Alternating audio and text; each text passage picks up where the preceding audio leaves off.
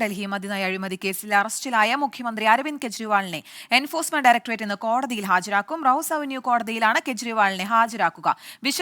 വിശദമായ ചോദ്യം ചെയ്യലിന് കെജ്രിവാളിനെ കസ്റ്റഡിയിൽ വേണമെന്ന് ഇഡി ആവശ്യപ്പെടും. അതേസമയം ഇഡി അറസ്റ്റിൽ നിന്നും സംരക്ഷണം തേടിയുള്ള ഹർജി തള്ളിയ ഡൽഹി ഹൈക്കോടതി തീരുമാനത്തിനെതിരായ കെജ്രിവാളിന്റെ ഹർജി സുപ്രീം കോടതി ഇന്ന് പരിഗണിക്കും. രാധാകൃഷ്ണൻ ചേരുന്നുണ്ട് കൂടുതൽ വിശദാംശങ്ങളുമായി. ആർക്കെ, ഇന്നലെ നാടകീയ സംഭവങ്ങൾക്കാണ് രാജ്യതലസ്ഥാനം സാക്ഷ്യം വഹിച്ചത്. ഇന്നത്തെ നടപടിക്രമങ്ങൾ ഏത് രീതിയിലായിരിക്കും?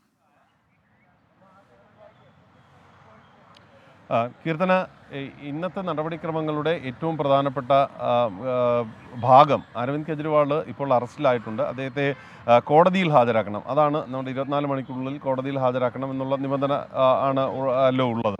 അതിൻ്റെ അടിസ്ഥാനത്തിൽ അദ്ദേഹത്തിനെ കോടതിയിൽ ഹാജരാക്കണം. ഞാനീ നിൽക്കുന്നത് ITOയിലാണ്. ഇവിടുന്ന് തൊട്ട് സമീപത്തായിട്ടാണ് ഈ റോസ് അവന്യൂ കോടതി ഉള്ളത്. റോസ് അവന്യൂ കോടതിയിലാണ് അരവിന്ദ് കെജ്രിവാളിനെ ഹാജരാക്കേണ്ടതായിട്ട് ഉള്ളത്. ഈ റോസ് അവന്യൂ കോടതിയിലേക്ക് പോകുന്ന മാർഗമാണ് ഇത്. ഈ മാർഗം പൂർണ്ണമായിട്ടും പോലീസ് ഇപ്പോൾ അടച്ചിരിക്കുന്ന ഒരു കാഴ്ചയാണ് നമുക്ക് കാണാനായിട്ട് സാധിക്കുന്നത്. ഒരു പക്ഷേ ആ മേഖലയിലേക്ക് കൂടുതൽ ആം ആദ്മി പാർട്ടി പ്രവർത്തകർ ഒക്കെ എത്തിച്ചേരും.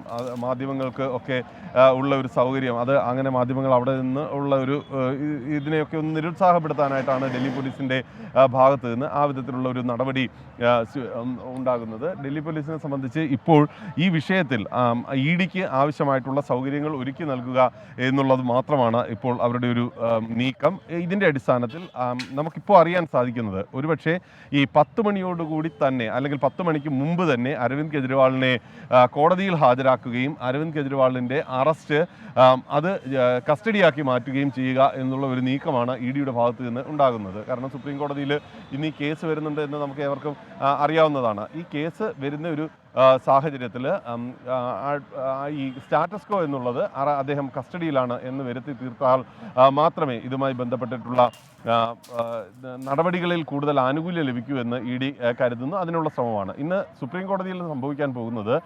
ഇന്നലെ ഡൽഹി ഹൈക്കോടതിയാണ് അരവിന്ദ് കെജ്രിവാളിൻ്റെ അപേക്ഷ നിരാകരിക്കുന്ന ഒരു സാഹചര്യത്തിലേക്ക് എത്തിയത്. ഡൽഹി ഹൈക്കോടതി പറഞ്ഞത് അരവിന്ദ് കെജ്രിവാളിന് അറസ്റ്റിൽ നിന്ന് സംരക്ഷണം നൽകാനായിട്ട് സാധിക്കില്ല എന്നതായിരുന്നു.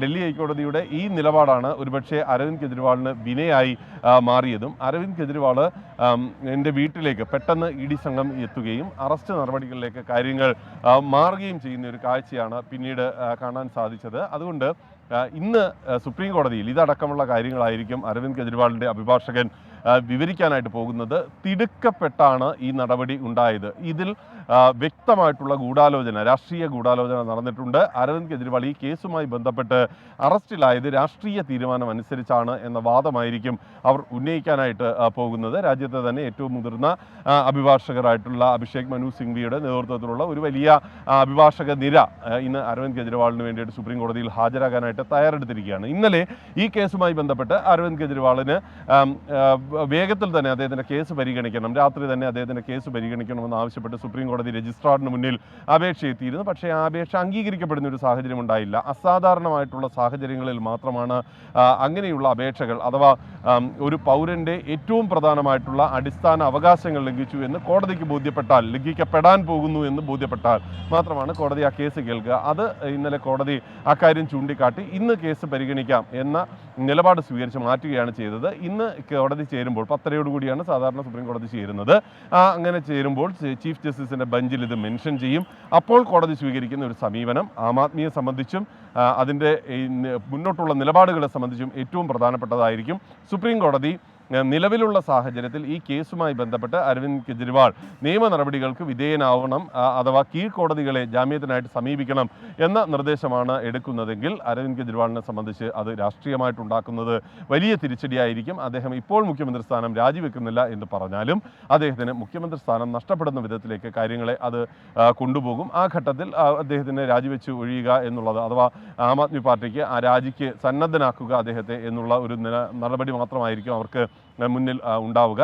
അഥവാ സുപ്രീം കോടതി അരവിന്ദ് കെജ്രിവാളിന് അനുകൂലമായിട്ടുള്ള തീരുമാനമാണ് എടുക്കുന്നത്, അഥവാ ഈ കേസുമായി ബന്ധപ്പെട്ട ഒരു തിടുക്കമുണ്ടായി എന്ന് വിലയിരുത്തുകയാണെങ്കിൽ അരവിന്ദ് കെജ്രിവാളിന് പുറത്തു വരുന്ന അരവിന്ദ് കെജ്രിവാൾ അറസ്റ്റ് നിന്ന് സംരക്ഷണം ലഭിച്ച് പുറത്തു വരുന്ന അരവിന്ദ് കെജ്രിവാളിന് രാഷ്ട്രീയമായിട്ട് ഏറെ ചെയ്യാനുണ്ടാകും. ഈ ലോക്സഭാ തെരഞ്ഞെടുപ്പിൽ അരവിന്ദ് കെജ്രിവാളിന് വലിയ സ്ഥാനമായിരിക്കും പിന്നീട് ലഭിക്കാനായിട്ട് പോകുന്നത്. അങ്ങനെ രാഷ്ട്രീയമായിട്ട് വലിയ പ്രത്യാഘാതങ്ങൾക്ക് കാരണമാകുന്ന ഒരു ദിവസത്തിൻ്റെ തുടക്കത്തിലാണ് നമ്മളേവരും നിൽക്കുന്നത്. റോസ് അവന്യൂ കോടതിക്ക് മുന്നിലേക്ക് അരവിന്ദ് കെജ്രിവാളിനെ അല്പസമയത്തിനകം കൊണ്ടുവരും എന്ന് കരുതുന്നു. വിചാരണ കോടതിയിൽ ഏതാണ്ട് 10 മണിക്ക് മുൻപായി തന്നെ അരവിന്ദ് കെജ്രിവാളിനെ ഹാജരാക്കുക എന്നുള്ളതാണ് ഇപ്പോൾ ഇ ഡിയുടെ ഭാഗത്തു നിന്നുള്ള നീക്കം. ഒരുപക്ഷെ ഇ ഡി ഈ റോസ് അവന്യൂ കോടതിയിലെ ഈ തയ്യാറെടുപ്പുകളൊക്കെ ഇങ്ങനെ ഒരുങ്ങുമ്പോഴും സമാന്തരമായിട്ട് മജിസ്ട്രേറ്റിന് മുന്നിൽ നേരിട്ട് ഹാജരാക്കി അവരുടെ വീട്ടിലോ മറ്റോ ഹാജരാക്കി റിമാൻഡ് ചെയ്യുക എന്ന വിധത്തിലേക്കുള്ള നടപടികളും ഒരുപക്ഷെ സ്വീകരിച്ചേക്കാം. ഏതായാലും ഇതിനെല്ലാം ഒരുങ്ങി നിൽക്കുകയാണ്. ഇതുമായി ബന്ധപ്പെട്ടുള്ള തയ്യാറെടുപ്പുകൾക്കെല്ലാം സജ്ജമായിരിക്കുകയാണ്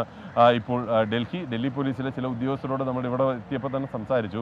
അപ്പോൾ അവർ പറയുന്നത് ഇ ഡിയുടെ നീക്കം എങ്ങനെയാണെന്ന് അവരെ എടുത്തു പോലും കാര്യങ്ങളെക്കുറിച്ച് അറിയിച്ചിട്ടില്ല. അവരോട് സുരക്ഷാ ക്രമീകരണങ്ങൾ ഇന്ന മേഖലകളിലൊക്കെ വേണമെന്നതിനെ സംബന്ധിച്ചിട്ടുള്ള ഒരു സന്ദേശം മാത്രമാണ് അവർക്ക് ലഭിച്ചിട്ടുള്ളത് എന്നുള്ളതാണ്. അതുകൊണ്ട് അതിനടിസ്ഥാനപ്പെടുത്തി ഉള്ള ഒരുക്കങ്ങൾ ഡൽഹിയിൽ സജ്ജമാക്കിയിരിക്കുന്നു. അതിനു വേണ്ടിയിട്ടുള്ള ക്രമീകരണങ്ങൾ ഡൽഹിയിൽ പൂർത്തിയായിക്കൊണ്ട് ഇരിക്കുന്നു. ഇതിനിടയിൽ ലഫ്റ്റനന്റ് ഗവർണറുടെ നേതൃത്വത്തിൽ ഇന്ന് ഈ സാഹചര്യങ്ങൾ വിലയിരുത്താനായിട്ട് രാവിലെ ഒരു യോഗം നടക്കും എന്ന് അറിയാൻ സാധിക്കുന്നുണ്ട്. ഈ യോഗത്തിൽ ഡൽഹിയിലെ മുഖ്യമന്ത്രി അറസ്റ്റ് ചെയ്യപ്പെട്ടു എന്ന വിവരം ചീഫ് സെക്രട്ടറി ആയിരിക്കും ഈ ലഫ്റ്റനന്റ് ഗവർണറെ അറിയിക്കുക. അങ്ങനെയുള്ള ഘട്ടത്തിൽ എന്തായിരിക്കും പിന്നീട് അദ്ദേഹം തുടർ നടപടി സ്വീകരിക്കുക? നമുക്കറിയാം, ഡൽഹിയെ സംബന്ധിച്ച് ഈ ലഫ്റ്റനന്റ് ഗവർണർ സർക്കാർ പോര് അത് എല്ലാ ഘട്ടങ്ങളിലും വലിയ രീതിയിൽ സംഘർഷഭരിതമായിട്ട് നിൽക്കുന്ന ഒരു കാഴ്ചയാണ് നമ്മൾ കണ്ട് വന്നിട്ടുള്ളത്. അതിന് യുക്തമാകുന്ന വിധിയിൽ ഇന്ന് എന്തായിരിക്കും തീരുമാനം എന്നതും ഏറെ പ്രധാനപ്പെട്ടതായിരിക്കും. കീർത്തനം, എന്തായാലും അദ്ദേഹത്തിനെ ഇന്ന് തന്നെ അല്പസമയത്തിനകം റോസ് അവന്യൂ കോടതിയിൽ ഹാജരാക്കും എന്ന തരത്തിലുള്ള സൂചനകൾ ലഭിക്കുന്നുണ്ട്. ഇന്നലെ രാത്രി വലിയ തരത്തിലുള്ള പ്രതിഷേധത്തിനാണ് രാജ്യതലസ്ഥാനം സാക്ഷ്യം വഹിച്ചത്. അവിടെ മാത്രമല്ല, കേരളത്തിൽ ഉൾപ്പെടെ പലയിടങ്ങളിലും വലിയ തരത്തിലുള്ള പ്രതിഷേധമുണ്ടായി. എന്തായാലും അദ്ദേഹത്തിന് പിന്തുണയുമായി പ്രവർത്തകർ കോടതിയിൽ എത്തിച്ചേരുമെന്ന് തന്നെയാണ് കരുതാൻ സാധിക്കുന്നത്. വലിയ തരത്തിലുള്ള പ്രതിഷേധത്തിനാണ് ആം ആദ്മി പാർട്ടി ഒരുങ്ങുന്നത്.